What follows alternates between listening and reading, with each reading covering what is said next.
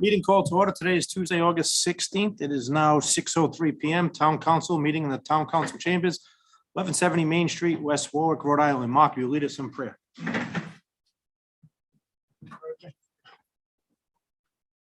Father, we pray that you be with us as we conduct this meeting tonight. Help us to do things in a good and orderly way, and help us, Father, to follow the laws of the land. It's in Jesus' name we pray. Amen.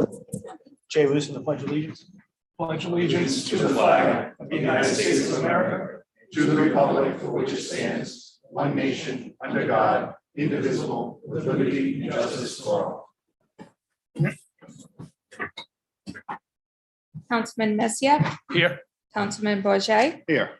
Council Vice President Williamson. Here. And Council President Goslin. Here, and for the record, Councilman Licciardi is absent tonight. There is a quorum on record. Consent agenda. Approval of the minutes from the July 12, 2022 regular town council meeting and the minutes from July 25th, 2022 special town council meeting. You want to do cancellation of taxes too? You want to do it all together? Yes. And cancellation of taxes as requested by the tax assessor. Approval of the consent agenda. Second. Move in second. Any discussion? Hearing none. All in favor? Aye. Opposed? Ayes have it. Ordinance is second reading of ordinance amending the zoning map of Appendix A zoning ordinance of the town of West Warwick, designating tax assessor map 18 lots 59 and 61 as mill reuse development districts, also known as mill reuse overlay district. Move the ordinance. Second. Move in second. Discussion? Al? Members of the council, Attorney Primo here. Nice to see you again. I think last time I was here, I adequately described the scope and effect of this ordinance and the benefits of the development that, if approved, hopefully it would facilitate. Obviously, just voting, as Mr. Solicitor said last time, on the amendment of the map itself. If there's any questions, I'm happy to entertain them. But I think, as I said, I adequately described for the record last time I was in front of you what this entails. Yeah, and then a couple of questions came up after the meeting from a couple of residents. They asked if it just was that parcel of land, and I said, absolutely, it's just that parcel of land that we're changing the zoning on, so. That's correct. Those questions have been answered, but I think it's a good addition to the community and to get those two buildings nice and neat and clean over there, which they are pretty neat now, but occupied would be great. Yep. See, I Any think questions from the council? Since this is an ordinance, any public discussion? Hearing none, I'll take a roll call vote. Councilman Bourget, Yes. Councilman Messier, Yes. Councilwoman Williamson, Yes. and I vote yes. First reading of ordinance amending Appendix C traffic ordinance Douglas Street. Move the ordinance. Second. Moving second, Al? This traffic regulation. First, we're asking that ordinance 2002-2 be repealed. The reason for that is, first, it never made the code of ordinances, so it's unenforceable. Was passed back in 2002. Neither Major Archibald, myself could find, other than a copy of the office, the ordinance had ever being put into effect. Secondly, of the 17 various signs that it requested be put up, I drove the area, only 2 were put up, and they were put up on the wrong side of the street. So we're asking that be repealed. The other one is, Now, in the town's defense, there were signs up. They mysteriously got taken down. well, as of now, there's only 2, and as I said, on the wrong side of the street. The ordinance 2017-2 was set out for no parking on Douglas Street, but it was very vague. And so I met with Major Archibald. He went out, he reviewed the area, and we're asking that the 2017-7 be repealed and it be replaced with a ordinance that says no parking on the east side of Douglas from 33 Douglas to Highland. So it's very specific as to where they should be. Any questions for Al? I know I asked for this to be on, to be resolved. I've received numerous complaints. Douglas is a one-way street. And it's very tight to begin with. And I know if you try to get a rescue vehicle down when there's parking on one side, it's very difficult. But right now, the way everybody's parking on the road, it's both sides and it's zigzags. So if at least if they can be uniform on one side, it'd be a little safer or public safety reasons too. So Both Major Ashenbo and I drove through the area, and realistic with what you're saying about the streets in there that are so narrow, that's realistically for emergency purposes, the only safe place to put them. the Amazon driver leaves there every day out of the wrong way because he can't get down the street. So it's very difficult. Since it's an ordinance, any discussion from the public? Hearing none, I'll take a roll call vote. Councilman Bourget, Yes. Councilman Messier, Yes. Councilwoman Williamson, Yes. and I vote yes. Thank you. Thank you, Al. Request from Food Vibes LLC for hawkers and peddlers license. Move approval of license? Second. Moved and seconded. Any discussion? This is a license. Any public discussion? Hearing none. All in favor? Aye. Aye. Opposed? Ayes have it.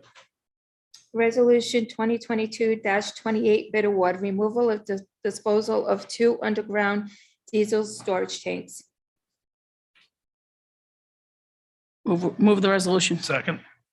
Moved and seconded. Discussion. Who's asking for this? Jeff? Good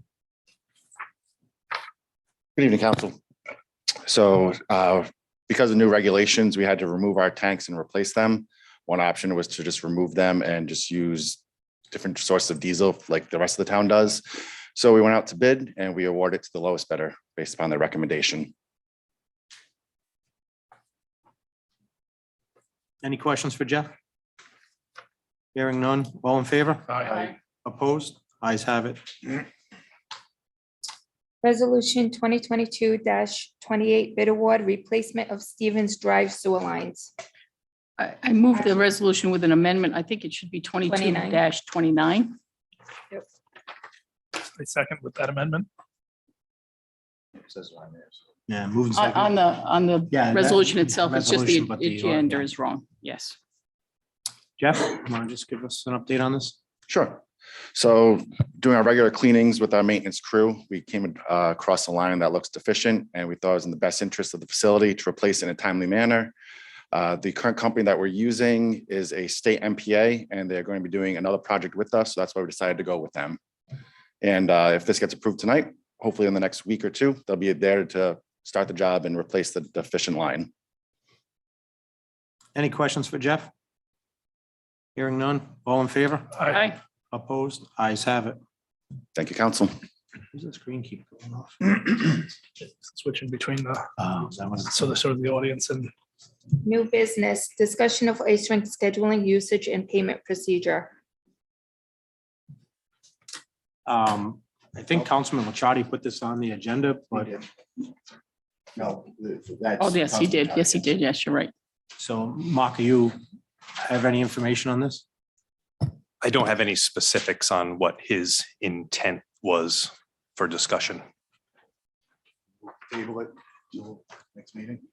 Well, I know there are people here in the audience that, There's people in- yeah, that choose to discuss it. I don't know how you want to open that up.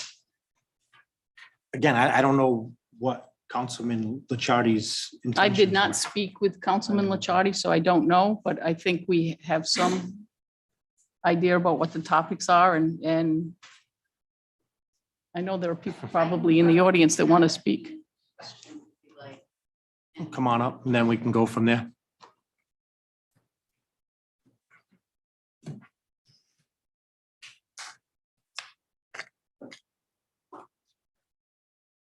So I will give you all a copy of the email that he originally had sent along with correspondence and my response and his response. Thank you. Thanks, Lori.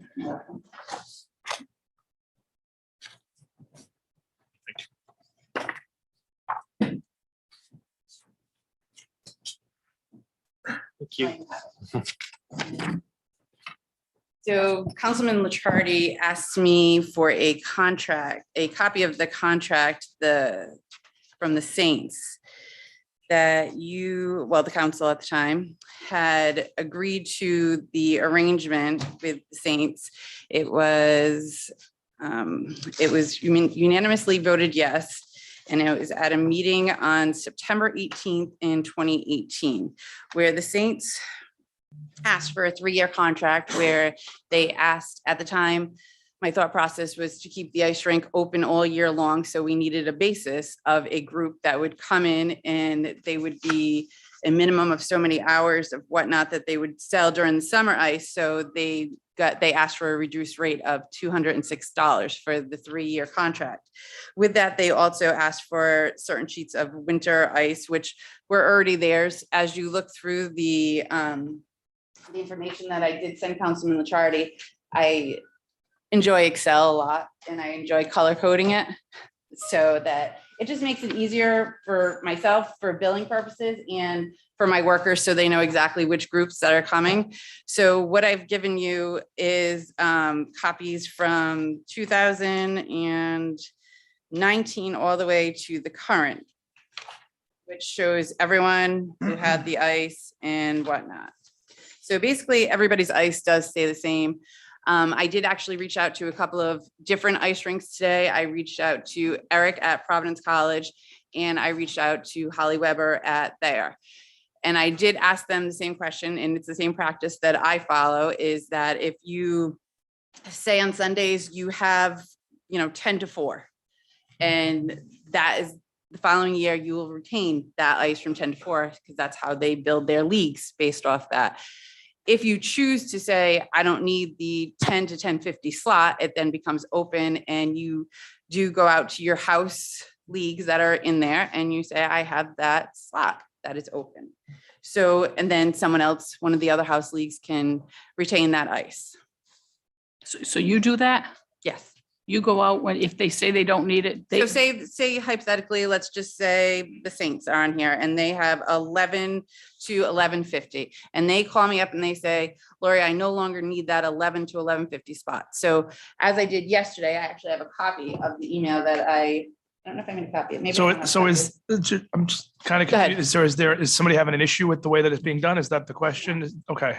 So I don't know what the issue is, but maybe you could fill us in. 'Cause Yeah, I will as we go on. Okay. I was just trying to, Sorry, I'm boring you. no, you're not boring me. I just want to make sure that I'm on the page that Yeah, that somebody has an issue with the way it's being done. Okay. So, then I would reach out to SRIK, CRIK, and Warwick and say, the spot from 11 to 1150 is open. Would anyone like to take it? As soon as it is filled, I will send another email out and tell you that it's filled. If it is not filled by any of them, then like today, for instance, the Newport Whalers called me and said, we're in desperate need of ice. What do you have available? So I told them exactly what my white spots are on my little blocks here. And I said, if you want any of those, then let me know immediately. So in this email, you'll see in this package that I just handed you is that I sent out an email to all my renters that are house leagues that rent out of here. And in that email, it states that all the white blocks, this is the page that I'm on here. This is the email. It states that all the white blocks are available. So if there's any of those that you would like, then you can take it. So since this email went out, the Friday night, the 5 to 550 slot was taken by one of the house leagues, and the Sunday morning 7 to 750 slot, which was held by SRIK, they don't need that slot. So I sent it out to the renters, and another house league renter said, I need it, sent out another email, said that it's been filled. I mean, it's kind of a simple process, and there are lots of white available ice. And that changes during school time? So the first, how can I explain it? So the first half, I wrote right in the little yellow, this page now, it's this one. Nice colors, yeah. Yep. So you'll see right in that yellow on the top, it lists the times of the year that it's available. So the first, hockey's broken into 2 sessions in the year. So once the high school season starts, that's the second session of the year. And they don't go calendar year, they go, from September to March. So from September to November is the first session, and then after Thanksgiving, it becomes the second session. So during the second session, we have been, prior to me coming here, it existed way before I did. We are the house rinks for West Warwick, Coventry, and East Greenwich. So they practice directly after school. On the Friday nights, they begin games at 8 o'clock. I mean, sometimes they are bumped up because the rink is at the mercy of whatever Rhode Island Scholastic says. If they say that there's 2 nights, then I will go to the rinks, I will go to the house leagues, and I will say, this is what has to happen. And so it becomes on their schedules. I am trying to make sure that they all have, at the bottom of their schedules this year, they'll have all their blocked out days on here. So they'll know exactly what days that are blocked out, because I was able to already make all 3 high school hockey schedules. So that falls upon me or any rink manager, because if you have multiple high schools here, then you have to kind of figure out who can play when, and you have to be fair, because everybody can't play at 9 o'clock all the time. And some teams you just don't want playing at 9 o'clock, because that's a lot of work for the police that come. So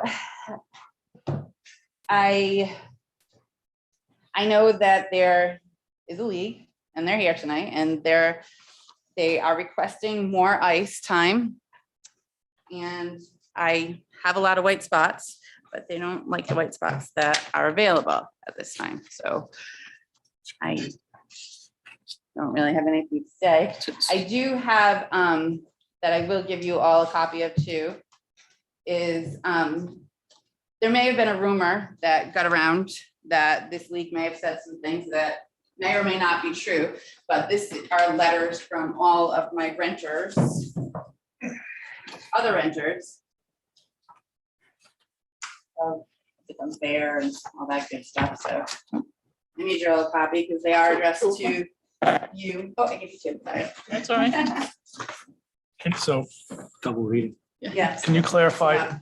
so can you clarify, did any team lose times that they had previously last year, or teams? Changed. Okay, but teams that had times last year, The only one that did lose an hour was SRIK, because they chose not to keep that hour anymore. but you So didn't remove any. I did not remove anybody's it's hours. Somebody that wants more that didn't have them previously, Correct. just to clarify, Yep. just factually. Yep, so can we go back to, so when someone can't make that time, so if you book for, I were to book every hour in November from 5 to 7, Right.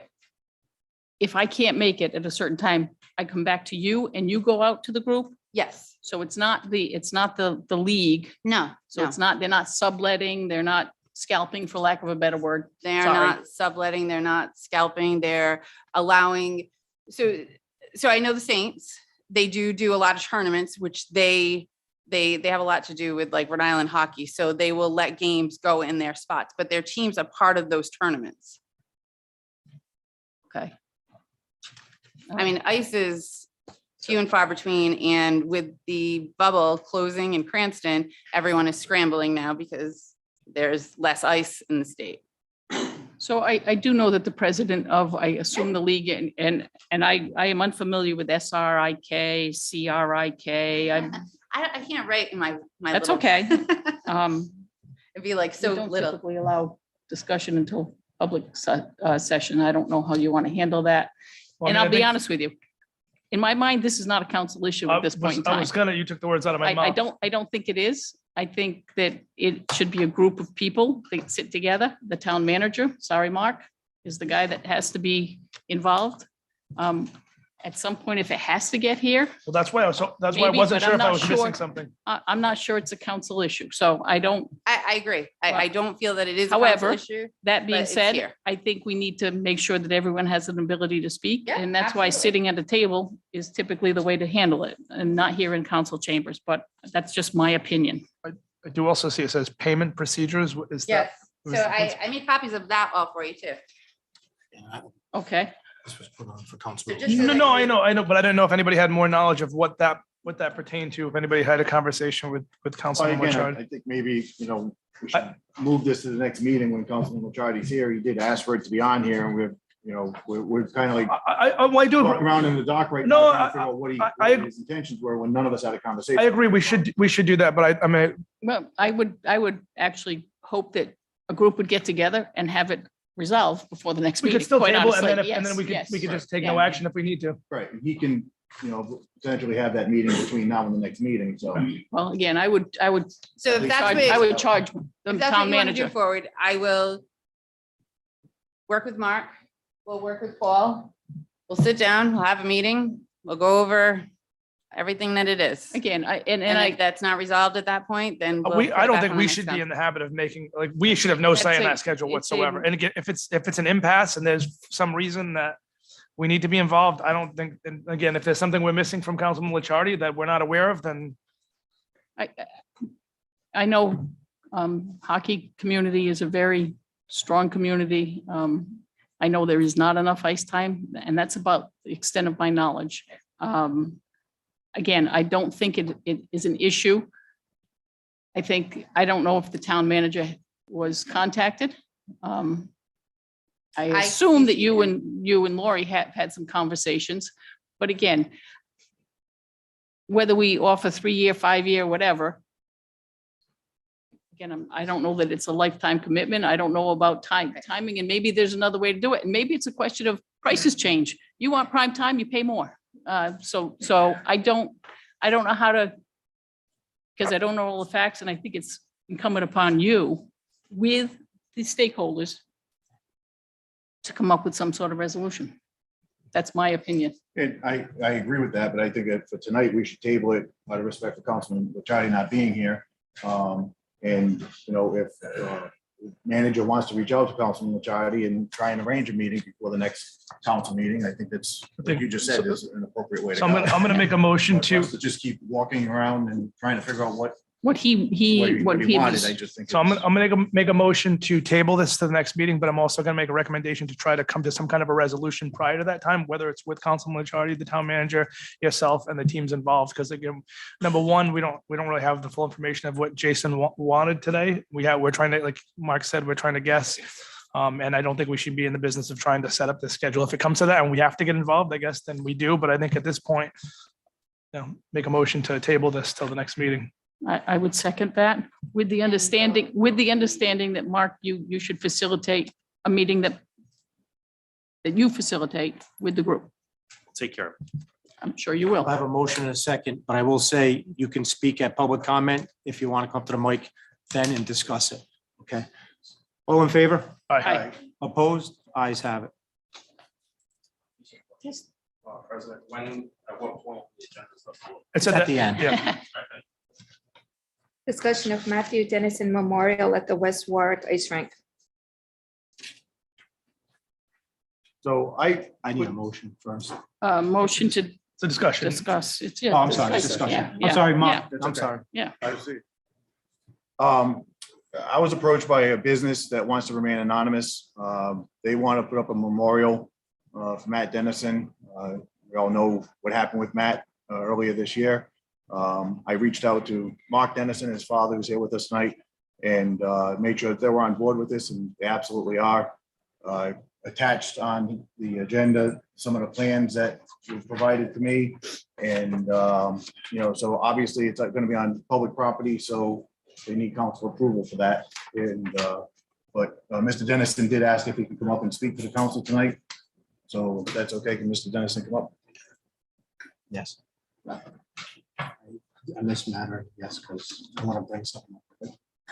Good evening, council members. First, I would like to take a moment to thank Councilman Bourget for putting this on tonight's agenda. You're all aware of the tragedy that my family is going through day after day after day. Shortly after Matthew passed away, we were approached and asked if we would be interested, and more frankly, not offended if a memorial was constructed at the ice rink in Matthew's honor. And, you know, times have been very emotional for us. And this is just another way that our community has showed a tremendous amount of support for us. Not only the community, but I just want to thank you folks as well. I've heard from every one of you, and many of you knew Matthew personally. And it goes a long way. Again, following me, you're going to hear a little bit more detail about this project. There is no cost to the town whatsoever. And it's kind of an open discussion. You know, we were asked about ideas we might have and things about upkeep and maintenance and things like that. And those are things that, you know, we can certainly discuss. And the Matthew Dennison Charitable Foundation is willing to step up and pick up where there might be any shortfalls whatsoever. So I thank you for your time. I thank you for your consideration. And if you have any questions for me, I'm happy to field them. Otherwise, I will let the professionals take over. Thank you. Thank you. So this is designed by Brian, and he asked if he can also speak tonight. To the design of it a little bit.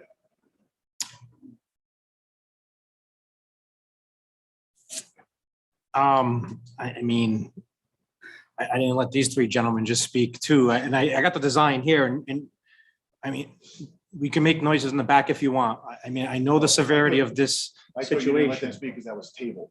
I thought that's why. And that's what I'm gonna address right now, and I want that, because they're shaking their head. They're kind of upset because they didn't get up to speak. So I just want to point out, it was motion to table. And that's why I said you have the opportunity of public comment. So Brian, if you want to come on I up. think this is a little different. I think the councilman has a question. I think it's a little bit of a different situation. I don't know. Good evening, everyone. I think many of you know me, but just for the record, Brian Moyo. I'm a landscape architect. My address is 132 Rollingwood Drive, North Kingstown, Rhode Island. About a month or so ago, I sat down with the Dennison family and, you know, knew of what happened to their son just from what happened in the news. And I wanted to do anything I could to help them out. So sitting down with them, we developed the design. I will say that the design that was put online is really the first stab at it. It was my take of trying to take a space, and they felt that the space at the ice rink there where the flagpole is would be an ideal location for the memorial. And then an image of their son, which you'll see in the elevation, with a hockey stick over his shoulder, and try to somehow incorporate that into the memorial.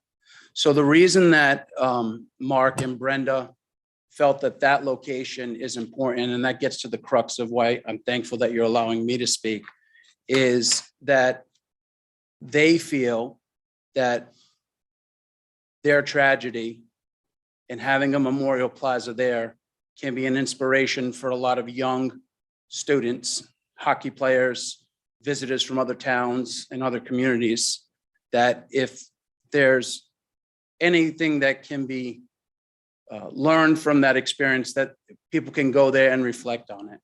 And obviously it is town space. Our intent is to make the plaza, the memorial, whatever you'd like to call it, to be 100%, compliant with all local building codes, state building codes, so on and so forth. They are not looking for one dime of investment on behalf of the town, be 100% privately financed. We had a conversation as recent as this weekend that even from a maintenance point of view, that they're willing to, bear all cost of maintenance of that space. And not only that, they don't want the plaza to just be about their son Matthew. Obviously, their tragedy is hopefully, like I said, an inspiration for all. There was a quote that they're such humble people, and I've only known them such a short period of time. But one of the things that they were looking, and like I said, we're at the inception of the design process. And one of the quotes that Brenda shared on Sunday was, somewhere in the memorial, she would like to see, they would like to see, we all would like to see, that the entire space is dedicated to all of the children of West Warwick that lost someone too soon. So I think that speaks volumes for their character, for their son's character, that they're not looking for this to be all about Matthew. Obviously, you know, his statue would be there. And I think that for a young student going to middle school or high school, as I've learned, that's a pretty busy place to drop off kids. To walk by a memorial like that of a young person, I think they would be curious, perhaps read some of, you know, the plaques or, you know, the things that may be incorporated into the design. It could be an inspiration for someone to play hockey. And that's what their foundation is about. As I've learned, that they're looking to, you know, give scholarships to young children in the hockey community. It's a very tight community, as I have learned. But what we're looking for tonight, before we can go any further with the design or, you know, thinking about compliance with code and all that type of stuff, is that we do need the council's blessing because it is public space. Without that, then the design is a pretty picture, but it's not a project that can be brought, you know, to reality. So I think I'll leave it at that because I don't want, you know, to get really too much into the details of the design, simply because we're so early on in the process that we are hopeful to get your permission tonight. That's what we're ideally looking for. And then going forward, we're certainly open to coming back before the council to present something, or if the council deems it's more appropriate to go through the town manager's office or the building official's office, the planning department, whichever department you folks think is appropriate. That is their goal. So we're hoping that you'll grant that tonight. And that's all I have to say. But yeah, thank you. Thank you, Brian. Anything else, Mitch? For me, it's everything that Brian just said and what Mr. Dennison said. I'm hoping for an even greater impact as far as, you know, people realizing, as was said, if the plaques are red, and knowing how Matt died, it was a poor decision. Somebody might be a really good person, but all it takes is one bad decision to really disrupt a lot of lives. And I had personal experience in my life with a similar situation, again, without alcohol being involved. And, the impact that it has is strong.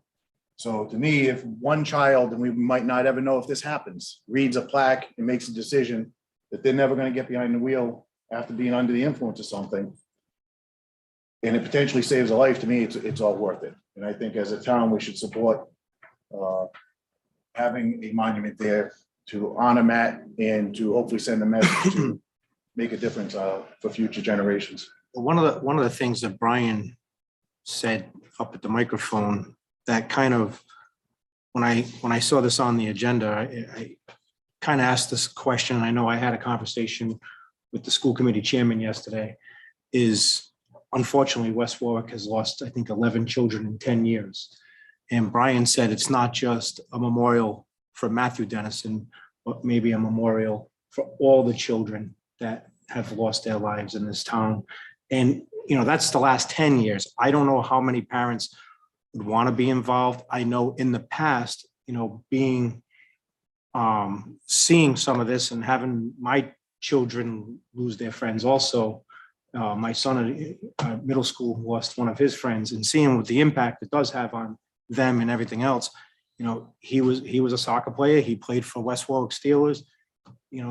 His parents might want something up there. And if this is to be engulfed as a town memorial with multiple, and I think the school committee should be involved too, because,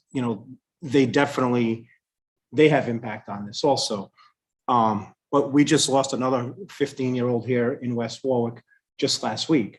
So in different circumstances, but their parent might want to be part of that memorial. So, I mean, and I think personally, like I said, and like Brian said, if it's a memorial for all the children, I think it's a great thing. If it's one, it could be controversial because, and please don't take this the wrong way, but the hockey rink might want one, and then somebody might want one on the softball field. Somebody might want one on the soccer field, and they might all get donated or whatever. But I think if we have one prime location, I think that's probably better for the community.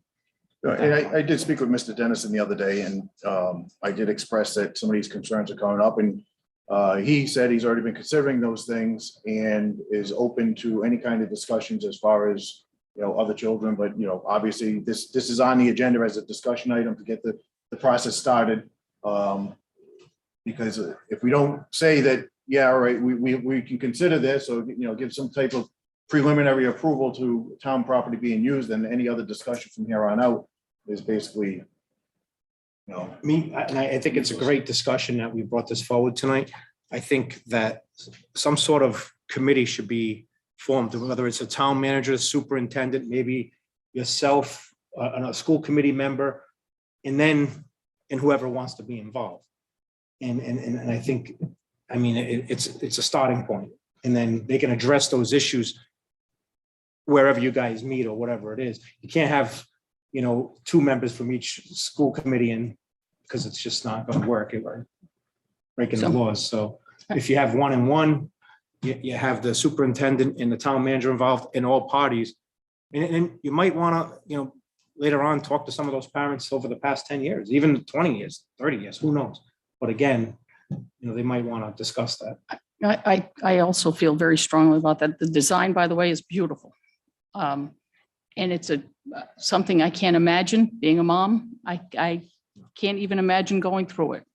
But I do struggle with it, not including, and I think I heard 13 in the last 12 years, other children have died while in school.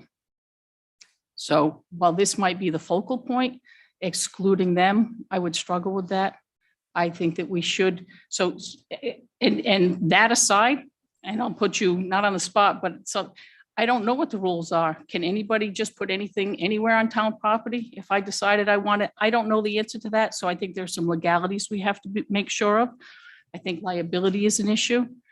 But I clearly, if it becomes a memorial park, garden, whatever, and this statue is, again, which is incredible, is the focal point, that's fine. But I think it's premature not knowing what the legalities are. I agree with what David says. I think we should have a committee formed. I think the school committee should be involved. The town council should be involved, town manager, superintendent, to see where it goes. So, and I don't know what has to happen legally. Would it have to be a resolution? Would it have to be an ordinance? It involves land. I don't know any of that. So I think it would be premature to say, yes, it's okay to go ahead. I think if we could do something like this, I think it would be wonderful as long as it's inclusive. That's how I feel. So I think it's. Who would put this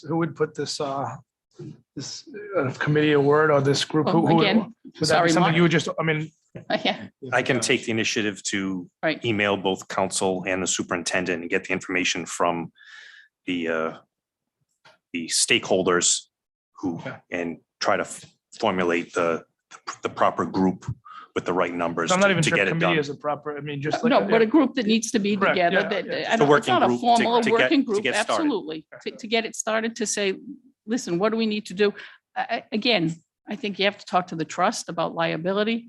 And as much as I hate to think it would ever happen, we have a vandalism problem up there, and that's a real thing. And how do we address that? So there are issues I think that we need to be prepared to address before we say, yes, let's go ahead and do it.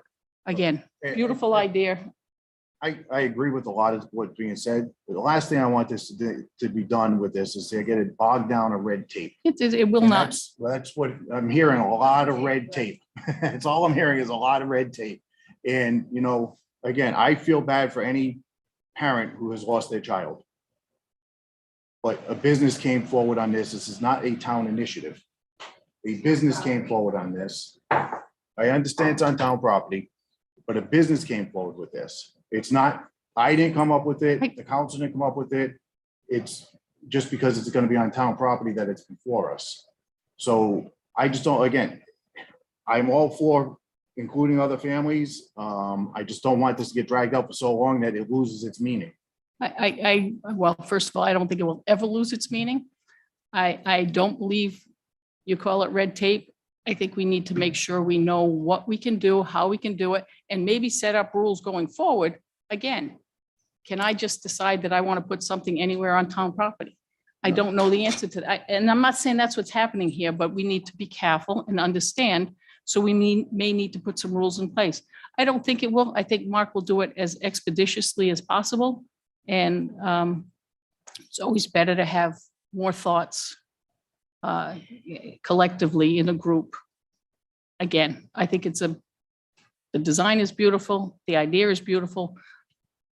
But Again, I'm not, when you say, can I just put something on town property? This is not somebody just putting something on town property, it's somebody who's desiring to put something there and comes before the council. So it's not just somebody walking up and erecting something. So it's not somebody just putting it on town property. Just that point of clarification. Yes, I agree with that, but then what are the rules that we're gonna say yes or no going forward? So if somebody comes and wants to put something, I don't know, out in front of town hall, I just think we need to be careful. I'm not arguing that. I think it's a wonderful idea. I think It's a not the memorial first money garden, We have in town. no, it's not. Okay, so it's been done in the past. So I do think it's a wonderful idea. I'd love to see it come to fruition, but I think a group of all the stakeholders does need to be involved. So just one question. And David, only because you're the most senior counselor here, and I don't mean that in a negative way. Call me old.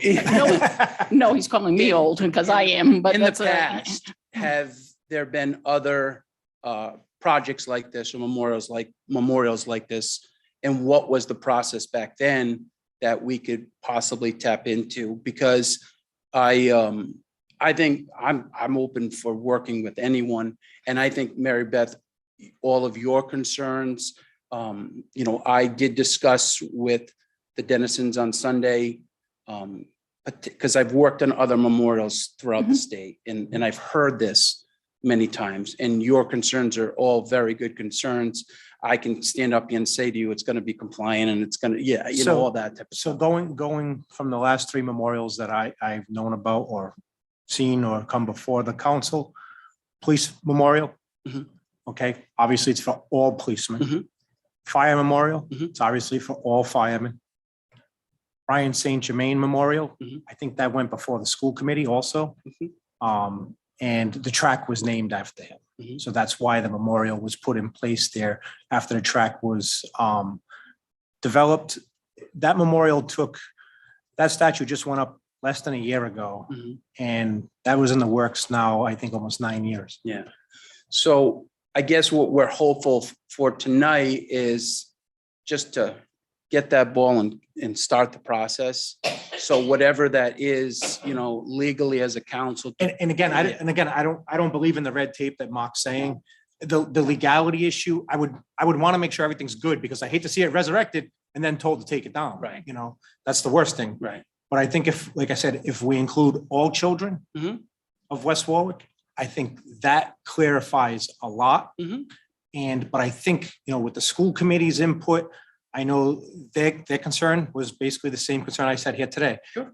Because, I've been on the field with Matthew. I had my teams play against his team. I know the family for a very long time. We went to school together. I totally understand. As Mary Beth said, I don't know how I could ever cope. There's Okay. no way to. I get there's no chills just easy. I mean, thinking I'm about getting it. chills. But- There's no easy way to discuss this. No, When I met with them the first time to show them the initial concept, I think at about minute 3 into the presentation, I was teared up. So it's not an easy thing to design. And it's certainly not an easy thing to get done because we are asking for it on public property. So that's why we're appreciative that, Mark, you did start that process. So we're just hopeful that we can push it as fast as possible. And again, I know the school committee has done things in the past, planted trees, put plaques out, a bench, whatever it may be. So, we just want to make sure that they have a say. I think everybody comes to the table, talks about it. I don't think you're going to see the red tape you're talking about. No. Just want to make sure everything's good, make sure everybody's together. And I think it's, yes, it's a private person who wants to do this and brought it to you. That's great, but you got to look at us as boards up here and school committee saying, we might even hear from 13 to 20 parents. Who knows how many are out there? We know of 13 in the last 12 years or whatever it may be. I know of 11, number 12 that I'm aware of.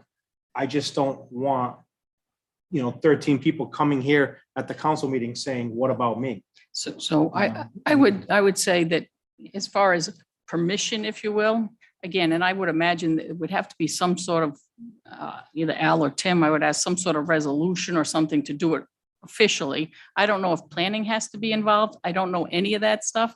But I would say it's a green light to get the group together and go. I mean, I have no problem with that at all. There's no way I could sit here and deny this project, especially if it's inclusive of every child.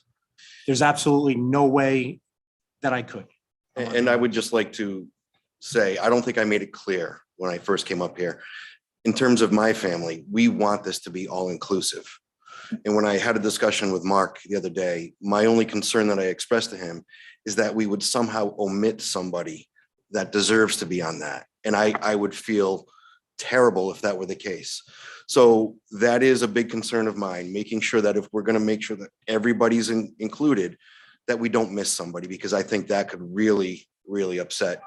In my position, I understand how that would make me feel. And I don't want anybody to ever feel that. And I think the schools, that's where they can come, they'd be of assistance. I'm sure they have all those records. They know what children, passed away. I know that there were 2 children at Wakefield Hills within the last year that passed away. Right. So, and from a variety of reasons, illnesses and accidents. And so that's why I think having them at the table is very important. I agree. And And yes, regardless of the so cause, the fact maybe- is we're all Correct. there. And maybe it's a plaque with their name and story.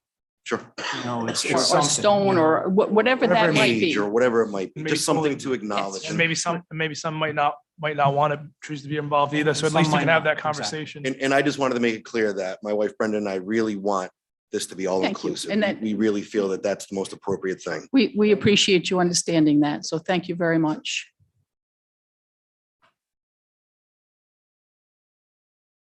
So Mark, you're going to work on that? Yes, I'll start reaching out tomorrow. Discussion of Greenbush Elementary School parking traffic issues. Mark? I put that on again. Like I said, I'm gonna put it on every month every meeting until I get something that we can work with. And Mark and I are gonna be meeting with the school department Monday, so there's nothing else to add to tonight unless you do. No, the 22nd, we're meeting, Monday, the 22nd. Didn't we see some correspondence that they were doing something with an engineer? Did I miss that? They I thought I saw engaged- that. They engaged That's- their yeah. architecture or engineering company to study it and report back to them. Okay. As of last Friday, they hadn't heard back yet, so they're following up on that. Hopefully they'll hear before the 22nd. Terrific. Discussion of dog park at Flat Top Park. Playground first. Playground right. first. I had that put Oh, on the agenda also. It's okay. I had that put on the agenda also. The playground that was there was taken down last summer. And I got a phone call back then from a constituent, very angry that it was taken down because he takes his grandchildren there on a regular basis. And I told him my daughter brings my grandchildren there all the time too. And he says, well, we're gonna put another one up. I said, that's the plan. He's like, guarantee you it'll never happen. Here we are a year later. It hasn't even been discussed and it looks like it's not gonna happen. Do we have any plan at all to reconstruct a playground over there? I believe there's not a formal plan in place yet to do it, because obviously we have a significant investment in recreation. We just can't do them all simultaneously. It's my intention to put some type of setback there. In my mind, I wanted to kind of wait and see what happens with the Crompton Playground grant in case there's items from there that we want to relocate, or if we're just going to get something new from scratch. My idea is to find something that's age appropriate to mostly the T-ball community that uses that field and their age group siblings. And that to me would make the most sense as far as the age group of the equipment that would go back there. So, I mean, Crompton Playground, that grant, we won that grant. I just signed off on it this past week. So hopefully with the DM, I'm going to have that information back within the next few weeks, and we can start our organizational planning for that and simultaneously take care of Flat Top Pond. All right, and I did talk to Councilman Licciardi on this because this is technically Ward 4, but in Ward 5, we have Greenbush School, which nobody ever goes back there because it's school property, so they don't get used. So most people, the playgrounds, that's where they go, is Flat Top Park. Easy for you to say. Yeah. Right? Yeah. I don't know who named that thing. Yeah. So that's why I did talk to him on that. And he said, you know, around this time of the year is when you start getting a lot of good discounts on playground equipment. So just something to keep in mind as well. That's all I have on that. Just wanted to get the ball rolling on that as well, to see if we make sure we get the playground put back in over there. The next one, the dog park. Another constituent of mine brought this up last fall to the council. And again, it was supposed to be looked into, talked to the trust, and I think we all just forgot about it. And so I'm just resurrecting it once again. There's been quite a few discussions on dog parks. I mean, I don't think there's enough room at Flat Top Ponds to construct a dog park unless you're taking some fields or woods. The most recent discussion involved what's mostly the unused field at the back of the Natick fields that could connect to the Stephen Drives tennis court for that community to be able to walk through and utilize that backfield. So we do have some information from the trust with, you know, their concerns and what they would recommend. But that's something that's been part of our recreation designs.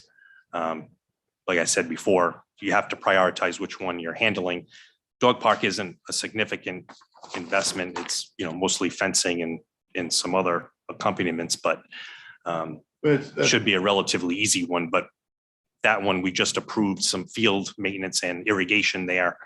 So once we get that work done, then we can start worrying about, you know, getting some fencing and signage and fulfilling the trust recommendations. Flat Top right now, the ball field is basically being used as the dog park, and they don't clean up after themselves because it's nothing official there, so they just leave it. Like you said, mostly T-ball that happens there, so I don't think they actually need that large outfield that they have. So part of that could actually be incorporated in where they're bringing their dogs up there anyway, just put the fences up with the bags with trash can, you know, make it a little bit cleaner for the children who actually do go play on that field. Yeah. So. I mean, fortunately, our new planner has an architectural design background as well as Brian.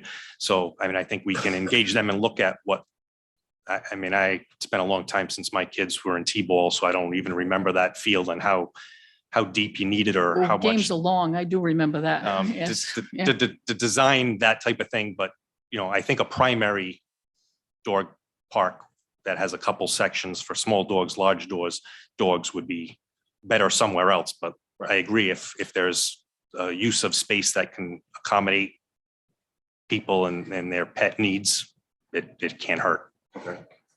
My brother-in-law said, "Go to a T-ball game this year." He says T is for tedious. Consideration of request from the West Warwick, Exeter, West Greenwich Hockey for annual golf tournament sponsorship.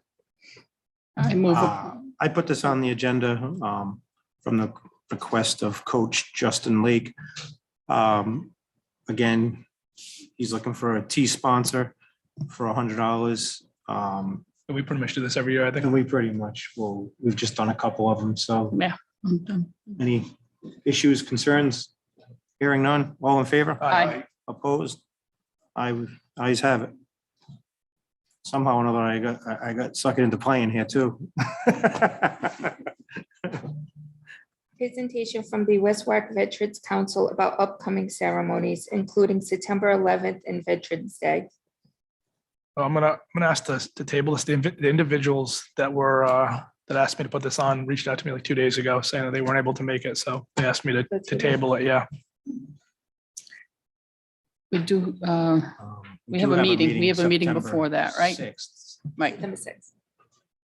Litigation resolution, Ashley Hahn versus West Warwick. I didn't take I got a motion to table. Do Sorry. I have a second? Second. All in favor? Aye. Opposed? Ayes have it. Litigation resolution, Ashley Hahn versus West Warwick. case number 2015-0036. Move the resolution. Second. Moving second, discussion, Mark? Mr. President, this is the public resolution by the council to acknowledge satisfaction and accord of payment of damages pursuant to a verdict and consent judgment ordered by the Kent County Superior Court on July 20th, 2022. The judgment entered in favor of the plaintiff in the amount of $800,000, which will be paid jointly by the town, paying $640,000 with the appropriate contribution of $160,000 made by our insurer, the Interlocal Trust. Mr. Solicitor, how much can I say on this? Excuse me? How much can I say on this publicly? You're only talking about the resolution, so very little. I mean, you're not going to be talking about the nuts and bolts of the litigation, but there's just the judgment, and the resolution reflects what the judgment is and how the town's going to pay it, along with the interlocal trust. The consent judgment is attached. Yep. For the record. I just want to be clear, like, this was nothing that the council had done. And I'm going to be honest with you, if you look at the actual case, this is an employee that was here less than 6 months, decided to want to work from home. This is way before COVID and was denied. And that's where this case came from. So, and right in today's jury, we lost it. So, you know, and that's where it stands. Clear enough? What's that? Any comment from the council? All in favor? Aye. I Opposed? With regret. A lot of yes. regret. Yes. Ridiculous. don't have a choice. Litigation resolution, Norham versus West Warwick, case number 2019-1009. Move the resolution. Second. Moving second, discussion. I just noticed that in the actual resolution, it says Open Meetings Act litigation. This isn't an Open Meetings Act litigation. This is a records request. I don't know if it makes a difference having that It up does. there. We can make it, that was proposed by the Attorney General, Special Assistant Attorney General Kayla O'Rourke. And everywhere else has got APRA, so that if that is a typo, that could be changed. And we also authorized the charitable contribution of $6,000 to go to the food cupboard. Yes. So any questions from the council? All in favor? I, Opposed? So with the amendment, With the amendment. yes. Ayes have it. Update on request from the King County Water Authority to construct a pressure reducing valve station at the portion of Plat 39, Lot 5 on Providence Street. Paul, can you speak into the microphone? They can't hear you. Yeah, it's full and I can hear that. Everything else is a lot of mum. Can't hear anything. So maybe you could speak close to the mics, or volume up slightly. Can you hear me? Thank I you. guess. Where are he said we? he could hear you. He said he could hear you. Excuse me, Yeah, I know. Paul. Thank you. I'm Portuguese, I'm loud. I'm good. We don't need that in the record. All right. Yes. All right, so we have an update on request from the Kent County Water Authority to construct a pressure reducing valve station. Yeah, just very quickly, this issue was before the council. It was put on the all-day referendum. It passed.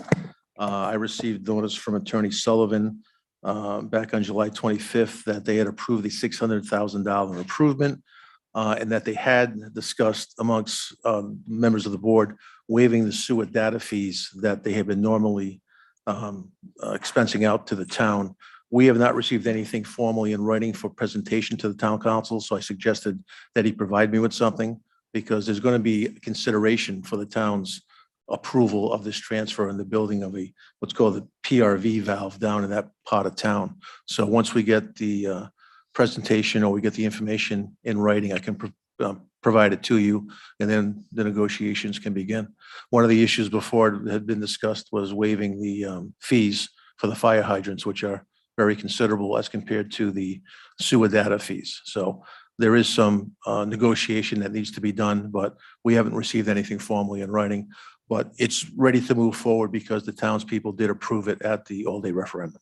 So But I assume they will not break ground until, they can't do anything. They have no control over the property. So there's not even preliminary approval from the town council. The only thing that's been done is the townspeople has approved the town council negotiating with the Kent County Water Authority to for a minimum amount. get this project done. Correct. Any questions for Tim on that? Thank you, Tim. Update in American Rescue Plan funds and expenditures. Mark? Thank you. This will just be very brief since all expenditures come before you for approval. The most significant change since my last update is we received the second portion of our non-entitlement unit funds of slightly more than 1.5 million. You'll recall that our total award of funds is a little more than 8.6 million. So with the second half of the county funds of 2.8 million, that's expected within the next couple of months to be deposited into the town's account. At that point, we would have received all American Rescue Plan funds that we were granted. Just for your awareness, again, not going through the individual items, but including the funds that would be coming within the next couple of months, remaining funds that have not been encumbered or spent is slightly more than $5.8 million.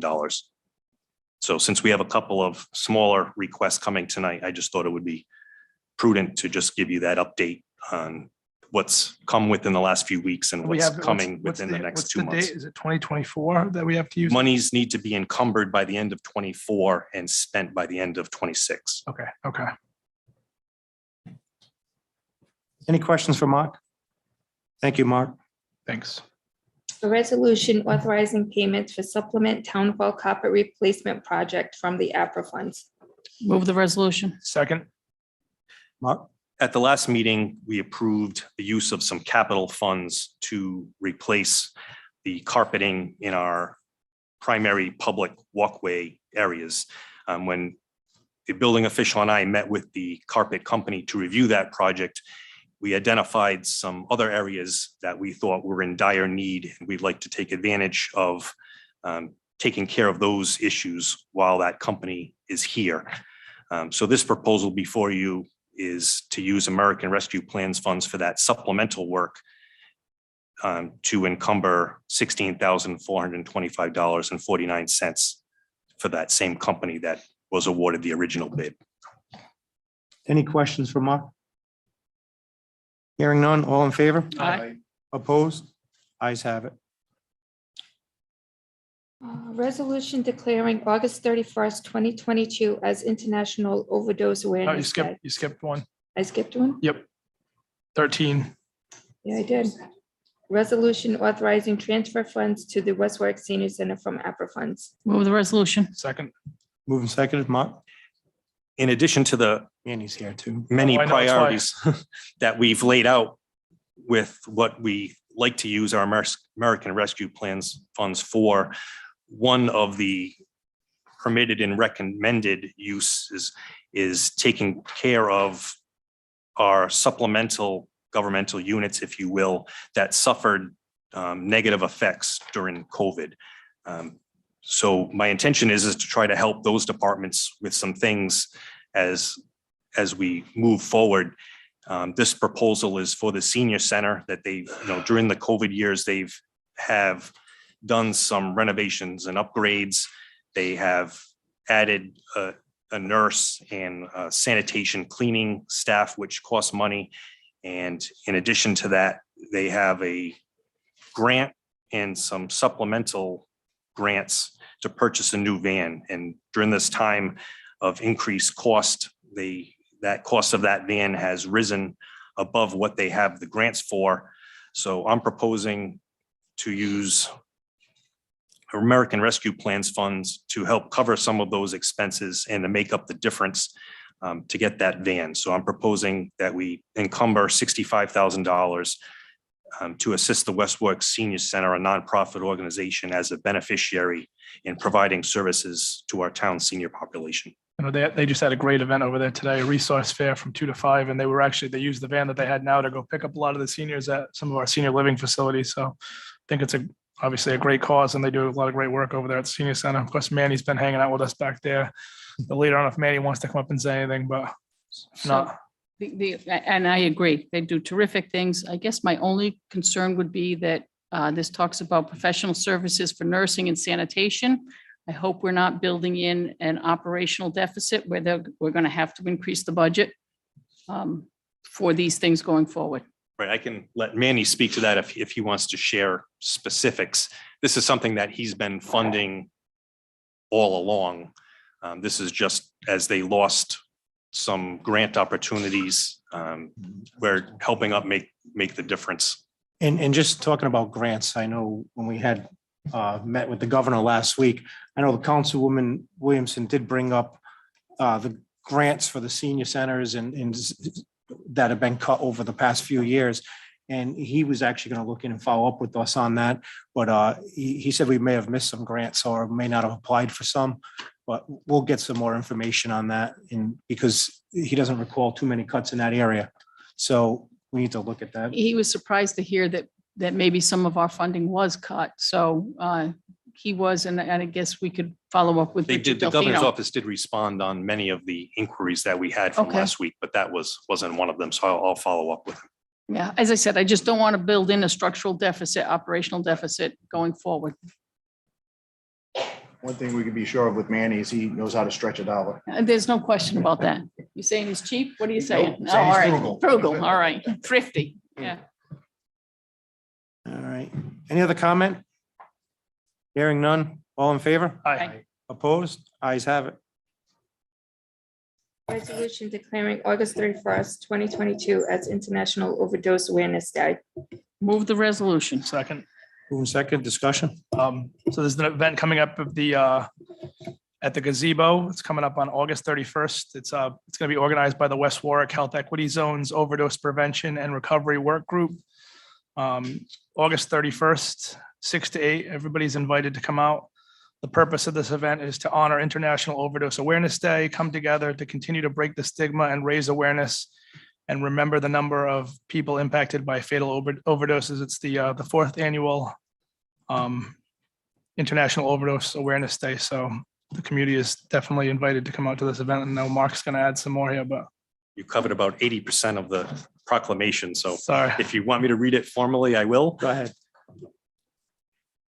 The Town of West Warwick, Rhode Island proclamation, whereas since 2001, International Overdose Awareness Day has been recognized on August 31st in communities around the world to remember those who have been injured or who have died due to overdose from substance use. And whereas International Overdose Awareness Day provides an opportunity for the community to memorialize loved ones lost to overdose in a safe environment, some for the first time without feeling guilt or shame. And whereas it is important to identify and prevent the risk of overdose, as well as raise awareness and break stigma.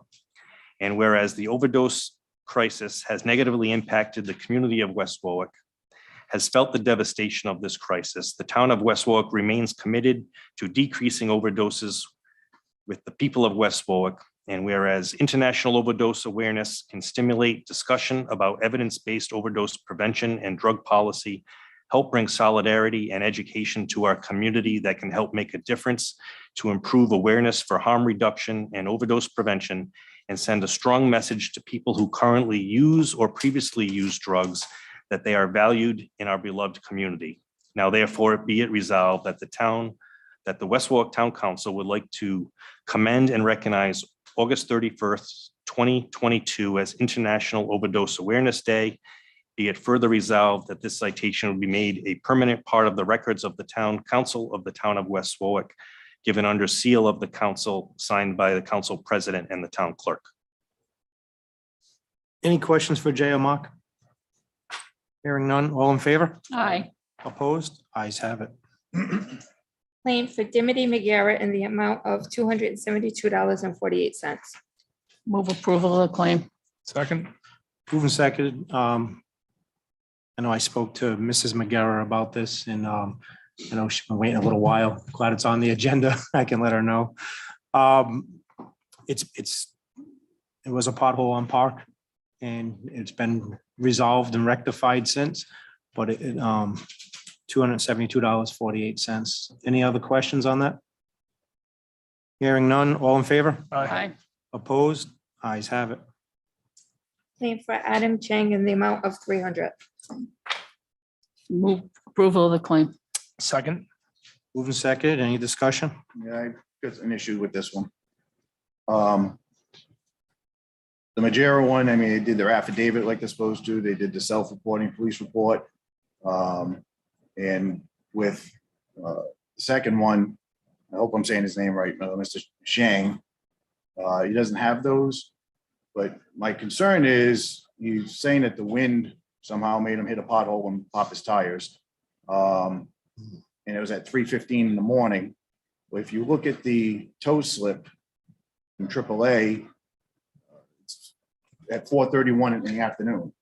I know AAA can be slow at times. Yeah, it can be slow at times, but, and I'm pretty sure East Greenwich Avenue in that very narrow section, the West Warwick Police would have been over there probably towing it a lot sooner than that if it was there from 3:15 in the morning. So that's one of my issues. The other issue I have is on his receipt from Pep Boys. Oh, sorry, let's get back to the other thing. On his receipt from AAA, he has over mileage of 7 miles over his allotted 3 miles. And he only took it to Pep Boys on Route 2, which is no more than 1.5 miles away. Mhm. So I don't understand that. And then if you look at his receipt, he bought 4 tires at $75 a piece to come up to the $300. He said he only popped 2 tires. So unless he's here tonight to try and explain some of this stuff, I would recommend not accepting this claim.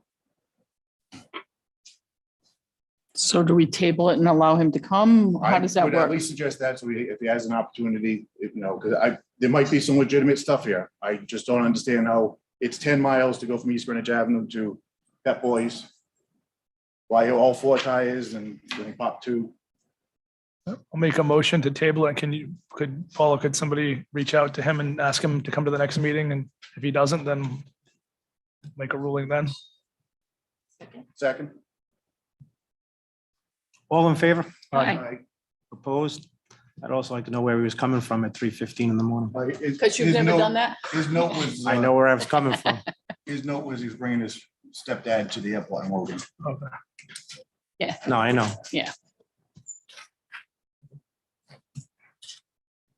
Upcoming appointments, sewer use board of review, appointment to fill a vacancy as an alternate member for a 3-year term. Sewer use board of review, appointment to fill a vacancy as a regular member for a 3-year term. Zoning board, appointment to fill a vacancy as an alternate member for a term ending July of 2027. Public comment.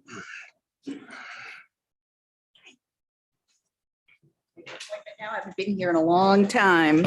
How is everybody? Boy, Well, public comment tonight. Main reason I came here tonight was not for what I'm about to talk about, because I haven't been here in a while, haven't been keeping up with things. And when I just really looked at how much we have expended on item 8 and item 9, brings back old nightmares. Feels like 2018 all over again. Do we win any cases in this town? How do we end up paying $800,000 to someone that worked for us for 6 months? Does anybody have an explanation? gotta ask the trust. They represented us. Are you kidding me? No. I mean, who can do anything about this? What do the taxpayers just be victimized over and over and over again? Because that's between the two of them. What's it? A ridiculous amount of money spent on what? Nothing. All right. So what I came for, my mean, I don't have to tell everybody on this council to watch the news every night because we've all watched it over and over again on how this country is falling apart a little at a time. Thanks to the, and I'm going to use the word, and it's probably going to offend quite a few people, but I don't care because of the Trumplicans in the world. What I'm trying to say basically is to the people that are going to be reelected, hopefully, to protect this town. Protect this town from a bunch of people that are going throughout this country looking for safe havens for people that will shoot each other over their political views. And with this town is ripe for it, and this town doesn't need it. So those of you that are running for reelection, hold your ground and get through to people, talk to people, please. Because if any of you get replaced by someone that does not share a philosophy of people can disagree politically without killing each other, then this town's going to go downhill faster than it is already. So I'm appealing to those of you, the three of you, that are running for office again, that are going to hopefully be reelected, which is a surprise I'm sure most of you would be hearing from my mouth. Go ahead, David, you can think. I know, your head's turning red. I can see it. It's happening. And the most surprise of all is this lovely man sitting right next to you. That's it. David's going down for the count, is getting my vote because I know his competition. And I would say again to anybody in Ward 3, let's protect this town from the madness. That's all I'm going to mention on that. I'm already going to get annihilated, I'm sure, on Facebook. Not that I give a damn, but people need to start thinking that small towns do count. We are the root for growing these people that just can't seem to say that we can disagree and still live together. And I'm getting a little tired of it. I mean, you can't hear it in the news every day. You want to threaten the police. You want to threaten the FBI. That's insane. That is absolutely insane. So for those of you that represent a party, whether it be independent, Democratic, or Republican, we're all people. And none of us deserve to kill each other over our political views. None of us. So please stick to your guns, protect this town from idiots, and do what you have to do to stay where you are and take care of this town properly. Thank you, Ann. I have to comment on one portion of that. It's just, in the summer of 2020, it wasn't the people on the right that were threatening everybody and burning stuff down. It was people on the left. And, without going down this big rabbit hole on this, I just think that I will agree with you on one thing. We should be able to, as Americans, to live under that flag and under this Constitution and have disagreements with each other without wanting to hurt each other, letting both sides have their voices be heard. And that's the American way. Yes, it is, but that's not the way it's working now, is it? No, and it hasn't been on both sides. Really? To just put it to one side, I just said the summer of 2020, a lot of people being shut down because. I don't of a want lot of this to threats turn about it. into a political battle like that. No, you may not. The president may, if he wants to, but. Again, I address this to all parties, And- not just to Democrats, not just to independents, but to people, to a community that needs to stick together and doesn't need to hurt each other. I agree with you 100%. I can't imagine anyone would disagree, Anna. So thank you. Thank you. Have, No, yes. you just, I do want to make a brief statement, and I agree with this forum. Yes, we are, I guess, labeled Ds and Rs and Us or Is or whatever it is, but we represent the town of West Warwick as a whole. We should leave that. We're going to have differing opinions. We have differing opinions, at least I do in my own family, never mind. So we should leave that at the door and do the business of the town together. So one concern I do have is that we allow the chambers to become a forum for discourse or politicking, and I'm not so sure that should happen. So I'm just going to say that I feel pretty strongly that everyone's entitled to their opinion, but I'm not sure that this is the venue where those kinds of things should be discussed. That's all. Yeah. Can I interrupt you for just a second? And I appreciate the, It's a public forum. it is, I'm a member of the public. absolutely. I and want my appreciate you town to being be here. safe. I pay Oh. taxes to live in a safe And town. I agree with you, Anna. And that's exactly what we want, but we don't want to attack individuals. I don't want to attack individuals and I agree with you. We should all be able to work together. I was just going to ask if out of respect, because we did table the item of these gentlemen. I was gonna say they should have gone first. Yeah, but- If we can move them up before we continue any, yeah, thank you. Thank you.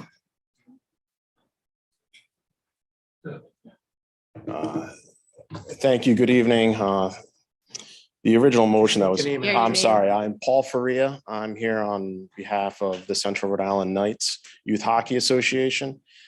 We are the local hockey youth program in West Warwick. We have been teaching kids how to skate for almost 10 years now. We're a completely nonprofit, fully 100% volunteer organization. We're one of the smallest leagues in the state. But our main mission is to provide a place for all children, regardless of ability, to be able to find a place to play travel hockey and also town recreational hockey. With that being said, we have around 100 children in our programs. We have as young as 3 years old in our Learn to Skate program, up to a U14 travel program. We've partnered with the Boston Bruins for the last 4 years to provide the Central Rhode Island area with their Learn to Play program. And that's allowed our league to be able to provide an affordable entry point for the youth of West Warwick and the surrounding areas. Youth hockey is a little different than youth baseball, youth basketball. Not every town has the luxury of an ice rink. And that being said, I understand back when the contract was originally signed, the town was in financial straits. And the town council did take it upon themselves at that point in time to interject in scheduling of hockey by allowing for that large block. What that's allowed us to have to do now is to go to that organization to supplement our ice. And we've been paying them $240 an hour for the use of their hours that they purchase from the town at a discount. I have copies of our receipts from those statements. What happens once high school starts? And I'm here as a shareholder, and I understand how the procedure's been done in the past. But just because it's been done that way in the past doesn't mean it's the most equitable for all the shareholders that use the rink. A for-profit organization is pretty much subletting to the rest of us. Wait, so can you go back? So Yeah. you're saying that they're renting the ice from us and they're selling the ice to you? The Yes. time? Yeah, that was Not my aware, I concern. was not aware of this. Yes. Well, that was a question that was asked earlier in the night, so. Yes. So I have the receipts from the statements. So I have no problem with what we do. My main goal is, as you are representatives of your constituents, my constituents are my families that I represent. What we're trying to do is we want to set a new policy for how the ice is allocated. It should be always rightfully so to the interscholastic leagues, the high schools. After that, I would think that for the use and enjoyment of the people of West Warwick, that the recreational league should then be able to allow to say how many hours they need allotted to them. And I understand there's a lot of white on the sheet, but realistically, as a town league, the 4 and 5 o'clock hours are gone once high school starts. And there's no other hours available for our U8 pro. We have some hours, yes, but we're dealing with U8 kids, U10 kids. It's during the school week. The weekend hours are fine. We have enough time for games, but even then on the Sundays, we still have to supplement some of our schedule by purchasing hours from the Saints. Scheduling, I mean, from my perspective, again, is kind of out of our purview. Is that even legal though, to be subletting the ice? So again, Yeah, I know. I think Paul should be at the table. I'm not, for that, that's outside my purview. No, but I'm not, I understand. So But my question, what I want to help, I understand your role is not to get into the minutia of everything, but you should, as stakeholders in the town as well, help push the policy to help us create a new system of how the hours are allocated. We're not asking for the prime hours. We're not asking to set this, the hours for all the programs. We just, whatever we need, I would think that we would then submit, say, these are the hours we need. And then whatever hours are available in the pool can then get allocated to us.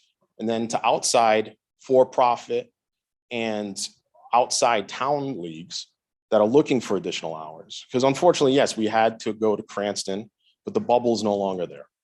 And because of that, we are scrambling. Come high school hockey season, we're not going to have practice hours for our program because all the evening hours, for the most part, are taken up, that we won't have enough to fulfill. So that I am more than willing, and I've asked, and believe me, during this is the rink as is run fine. I have no problem with the operations, the day-to-day. Lori did a wonderful job keeping us open during COVID. We worked with her to try and, believe me, hockey parents can be crazy. And to try and keep parents out of the rink during COVID was a process. And we had our own Pizzagate issue, and we had to deal with parents there too. And it was a whole thing. And believe me, I'm more than willing to work with Mark and Lori to sit down to come up with an equitable for all the shareholders of the rink. Also, while I'm here, I might as well ask for some, we were looking to use the concession stand if we can. I know as of right now, it's currently not in use. We would just like to use it and stock it while we're at the rink as a fundraiser. I know West Warwick Soccer has their concession stand, the baseball fields, they operate their concession stand. We have to pretty much finance our entire league supplemented through donations. And we have a golf tournament coming up. So, I forgot to put that on the agenda for a T-sponsor. I see that's been going around. But When's your golf tournament? the 27th of this month. Okay. I know. It's sure we too- could do it in rear. but Well, no, I understand, but no, that's just aside. But there's the main issue besides the concession stands, what it is. Lori's been generous enough to let us set up tables and we're able to sell, and she's worked wonderful with us. Whenever we need something, like she allowed us to move to a larger locker that was not being used by anyone. So it's been a great relationship, and I want that relationship to continue to flourish. Because as a lifelong resident in this town, I view the rink as an an underutilized treasure in this town that not enough is highlighted there. So I will tell you what, Paul, I think Councilman and I had a discussion the other day. Too bad we couldn't make the field house a second ice rink, because the ice demand in the state. right. that Warwick has 2 rinks. And it's far, it's getting hotter and hotter. But what we have now is what we have. And, I know when my daughter was playing for the West Bay Islanders, it was 5 a.m. at the Civic Center. Trust me, I did not like Sunday mornings at 5 a.m. But, we threw that the other day out there. Maybe we need to open up earlier to help some of the other leagues. The older kids might want to be in and out earlier. Who knows, but we have to look at other options to make it more palatable. And I think with Mark and group all sitting together, and maybe it's a discussion. Maybe we open up at 5 a.m. Maybe the older kids want to come early, get out of there and, have the day to themselves. I don't know, but I know I hated it at 7, 8 years old, but I don't know what it's like, anymore. I've been out of it for a few years. The early hours, that's traditional. We have early hours on the weekends. It's, during the week, during school hours, you can't ask a parent to go for rec hockey, because what the other goal of our program is to help keep kids in high school hockey. Because the movement right now is to move from and go into the tier 1 programs, go into the elite programs. And that's why there is now a co-op at West Warwick. When I went to West Warwick, it was just West Warwick High. It was not EWG, WW. And so our leagues like my own in South Coast, that's the what Rhode Island hockey recognizes as the youth town leagues. Our goal is to keep kids in town hockey. So, and I do think that the council would agree that having one program that's a for-profit monopolize all the hours now that their contract is expired, and not be that we can set a policy in place that all the shareholders of the rink can come together. I think that, I know you don't want to get into the minutia, but you guys can help set the policy that our town manager and other employees can help implement. So- And I think, Mark, I think, we'll take care of getting that group together, and there are some things that you've talked about that are a bit of a concern, but again, I think we should leave it to the town manager at this point in time. As far as the concession stand, I don't know I mean, football uses the concession stand. I know baseball has one. That was it. We used it prior to COVID. We had workers in there, but COVID, there were so many. No, well, so when you say we, so the town runs it? Town, yes. So We did, and the food license still is in my name with the state, whatnot. I still renewed it even through COVID. There were so many restrictions for the concession stand that it really wasn't worth putting an employee on to be in there to manage it, whatnot. Now that COVID has, Subsided. So whatever it has done. has it? I'm not so sure it has subsided, to be honest with you, but, but, The CDC. so you're looking, you're saying, so you set up a space, Yeah, Within Lori's the- been kind enough to allow us. so they in would the sell lo- like yeah. Gatorades and chips. but not out of the concession stand? No.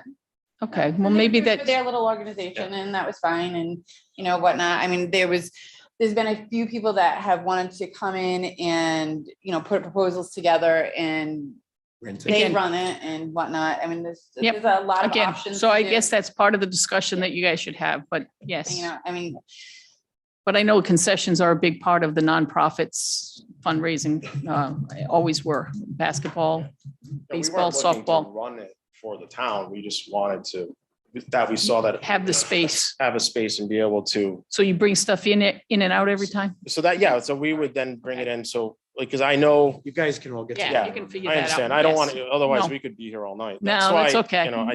Well, thank you, I Paul. think I described hockey Well, worse nice than and warm politics here. sometimes. It can be, yeah. Yes. Having police officers come and escort people out because of, on a regular Yeah. basis. yes. Yeah, I've been there, so I've seen it. well, I appreciate your time, and Yeah. Mark, I can give you my information. Sure, I'll coordinate it with Lori. Thank you. thank you. Paul. Thank you, Paul.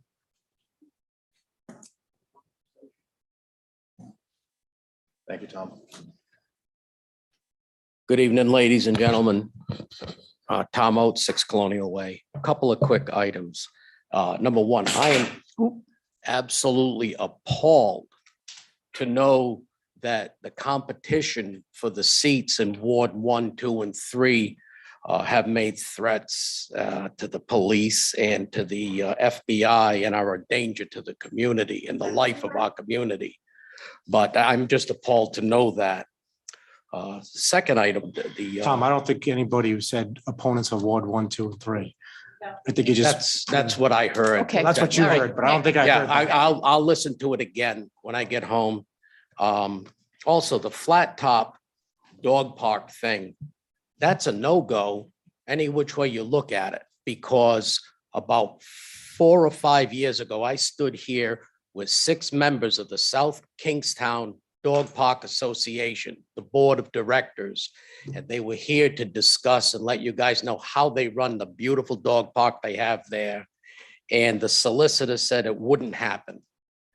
And Town Council President, Mr. Goslin, reiterated that it wouldn't happen. It's already been tried, and the trust would not allow it and shut the conversation down. And the 6 people that came from South Kingstown were not allowed to So- speak on the So Tom, I'm subject. going to correct you since you're putting words in my mouth.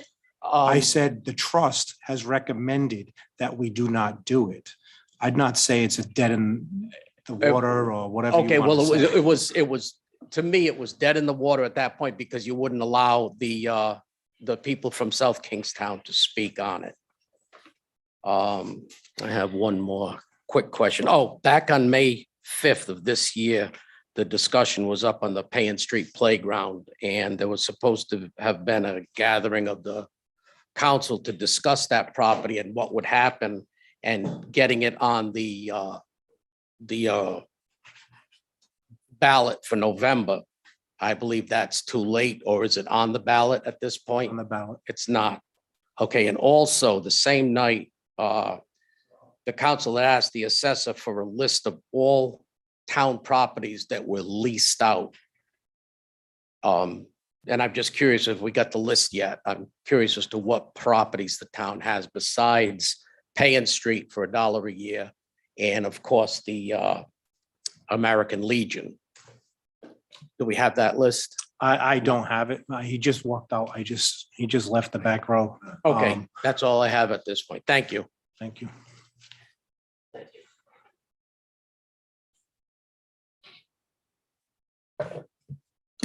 Alan Plazo, 5 Robin Lane, West Warwick, and I'm still waiting for the podium.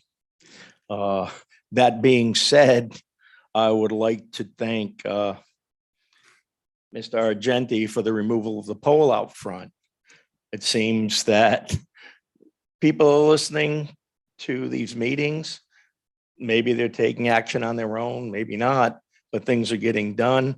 So once again, I'd like to say, hey, it's good to see the pole gone.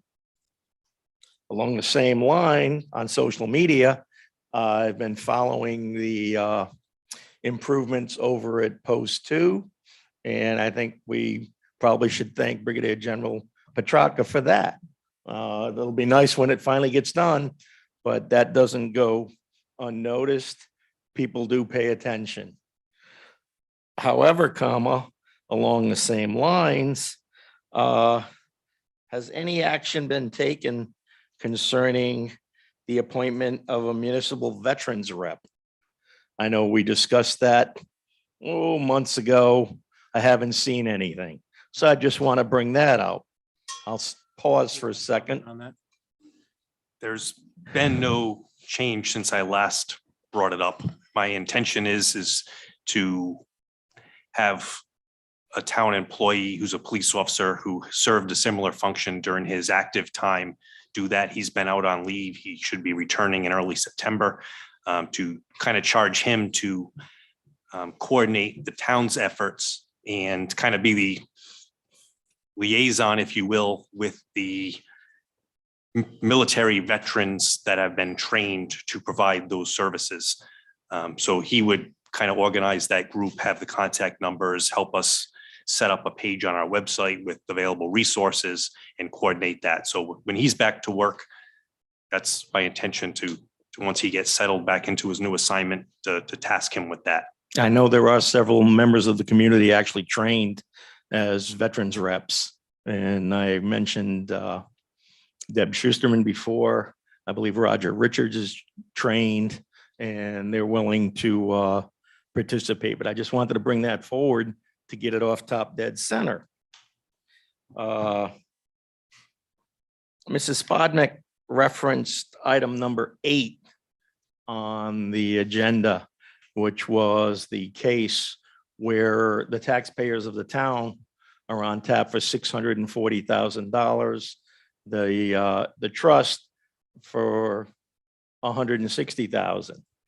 This case has been going on for 8 years, okay? And I just have to question, what role has the town council and the town solicitor played with regard to this? And Mr. Goslin's smiling because he thinks Because I can tell you. Well, hold on. No, you haven't let me finish. I mean, for 8 years, one has to question, what were the updates provided to this council? What was the input? Along the same lines, how many other cases, how much other litigation is out there involving the town potentially negatively to this extent? It's just, it's a rhetorical question. No, So but we're you going don't have back to to go. you asked the question of what the town council had involvement of. I will tell you 2 council people, myself and former Councilman Padula, were deposed. That was it. We gave our depositions right here in town hall. we met with the parties. That was going back over 5 years ago. And nobody questions where we were along this. No, because we've asked, it- we've gotten updates, like, so If you our read, solicitor had zero input. So as far as him giving us an update, all he says is that it's in the trust's hands, and if he can speak if he wants to. But I don't want him to the, speak the on this, trust so. had their attorneys, DeSisto and Group, represent the town of West Warwick. And unfortunately, like I said, Alan, I gave as much information as I possibly could. Personally, this person worked here for, I couldn't even tell you if she was sitting in the front row today, okay? And this person worked here, started their job, asked to work from home, was denied, would not come to work, was released, and this is where we are today. So Well, don't ask me and Mr. everybody here is Goslin, stunned. I don't think you should cast dispersions on this case, because the way I'm reading this, a jury trial was demanded, Yeah. okay? And based on this, the town was found guilty of violation of the Rhode Island Civil Rights Act, okay? A jury of our peers determined that. The issues that you're pointing out are, sort of tainting what's in this document, which is the resolution. And I just wanted to know, I have a question, continuing along the lines. I brought up the issue of tax freeze for the elderly months ago. And unfortunately, I read on social media where elderly are actually having to sell their houses to pay for the West Warwick tax bills. I'm just wondering, and where do we stand on that? So We would look into it, is what I was told So again- months ago. again, Councilwoman Williamson and myself met with the governor, and him being the mayor from where he came from in Northern Rhode Island, we asked for ideas and we've asked for what he did.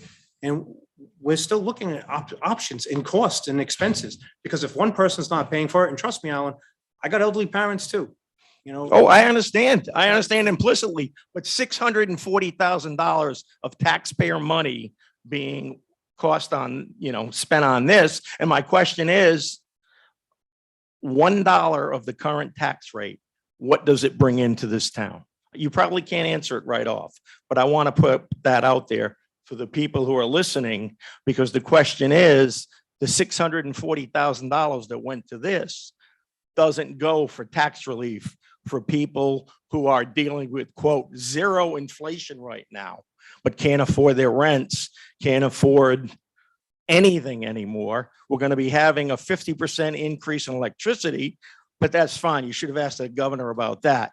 But the issue is, He actually did ask the governor about. the issue is the tax freeze. It was brought up before. I've been standing here for months now, okay, at least 6 months, probably more, asking that you people get off top dead center and do something. And you're telling me we're still not looking, you're looking into it. So Alan, let me point out something. You keep saying the council does nothing, okay? One thing the state did this year was froze the car taxes, okay, which helped every resident in this community, not just. Hold on, David. Let me You want to go to the car tax? Let The me General finish. Assembly, and Hold he on. was there. That went away in 2004. Alan, let me say, Quote, it went unquote. away in 2004, but in 2022, our governor and our legislation passed that, okay? In 2022, as of early this year, guess what? West Warwick didn't send out bills, but guess what other communities that have? West Greenwich, East Providence, they're still David, collecting. that has Wait a minute, nothing to Alan, do with this. But yes, it does. But we did a tax cut for everybody who has a car tax, because we didn't send out this year's bills. Mr. Goslin, Alan, I'm not. I have the corporate memory. The original abolishment of the car tax was technically going away in 2004. And then the General Assembly decided we couldn't afford that. Okay? You want to talk about history? We have a 7% sales tax in this state put in temporarily by Governor Leach to make everyone whole from the banking crisis. That was temporarily. Ask anyone in the state, what's our sales tax? Oh, it's still there. That didn't go away. And what I'm talking about is movement regarding a tax freeze for the elderly And I didn't say you didn't do anything. I'm saying I haven't seen any movement. What's going on with that? And I gave you what Councilwoman and I spoke about last week. We still are talking about it. I don't know if any other councilman up here is talking about it, but I can say us two have been talking about it. So it is something that is still being reviewed. Actually, what the governor said is it's a bad idea to do that without having other things in place. That's his experience as the mayor of Cumberland. He gave us some ideas, including Coventry's restructuring. They're trying to figure out how to how to stop get out of it. Yes. So we can't afford to have a community of everyone over 65 and not have an ability to raise taxes. You So- can't have the ability for everyone over 65 to lose their houses because and they per- have to move, they have to pay for medicine, they have to pay for increases in electricity. Excuses won't cut it anymore. Alan, we're not sorry. making excuses, but we're also looking at maybe it's income based. We got to look at every factor. And unfortunately, we can't sit here every night to figure it out. But, because we can't go behind closed doors to figure it out. We have to You sit up can here. establish a committee, you can establish a working group, and they can take some action. Right now, you're telling me that 2 people met with the governor. No, Oh, my God. Heaven help us, that's going to solve all our problems, okay? so The last item is item number 9 on the agenda, a violation of the Access to Public Records Act. If anyone's concerned, that dealt with Mr. Wilson requesting records from the town. It goes back years. Anyone wishing to do a search on the internet, there are several stories about there where the town and their Open Meetings Act and APRA expert failed to answer requests within 10 business days. And the APRA has been around for a while. They ignored the request for the Attorney General. And the court has found that the town recklessly violated the Access to Public Records Act. That is my basis based on the fine of $1,000. The $6,000 going to the West Warwick Assistance Agency, I have no problems with that. But over and over again, we are getting whacked for open meeting violations. Mrs. Spodnik can stay. I thought she was going to address that issue. I mean, she was in the news, and I would hope you would come up here and address that issue because you've lived through it. Sweetheart, it's a losing battle. I have come to that conclusion. It is a losing battle. That's the one thing I Perhaps have to not. say. Open Meetings Act doesn't mean anything in this town. I'm not even, I didn't even want to bring it up again because I felt like I was going back in time and having a nightmare because that's never going to change until it changes. You know what I mean? Oh, it'll change. This is the hill I die It on. has to change. It does, because there should be no reason that there's an Open Meetings Act violation in this town after 2018. I thought I made that perfectly clear. You missed the meetings with Mr. Bourget. I am as to glad I records, missed them. And he doesn't get answers. I know. So I'll just leave it at that. Let me see if I have any more items to address with you people. As for the senior taxes, you can't just do a blanket No, you freeze the can't. senior No. taxes. I've asked them to look into it. You Which have to is being measure done. How much you're gonna lose. Exactly, for months, and they haven't done it yet. And oh, by the way, I heard an address regarding vandalism up on the hill. We just gonna tolerate it? We're gonna let it go? Are you doing something about it? I'm a believer in the broken window syndrome. You can't let it fester. Something needs to be done. And if vandalism is in fact going on up there, fix it. Plain and simple. I'm not going to tell you how. That's what we have a police department for. That's what we have social services for. But do something about it. We need a bigger police force for that, and we can't afford it right now. that is Well, correct. it's not about forwarding it. That's part of it. It's about getting police officers. It's We can't unfortunately, even, it's, yeah. Well, you're not going to get people to put themselves in as much jeopardy as police do now because of It's a what we different- pay them. it's part of it, but Yeah, we need it. even getting officers, it's Oh, I know. difficult right Do you now. blame them? No, I totally get it.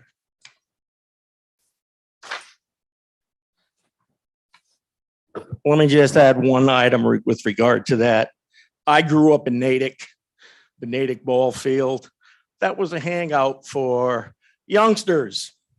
West Warwick didn't have a huge police department back then, but a constable, Joe Richards, was assigned to that area, and he would just be there. It was a presence that kept bad things from happening in that area.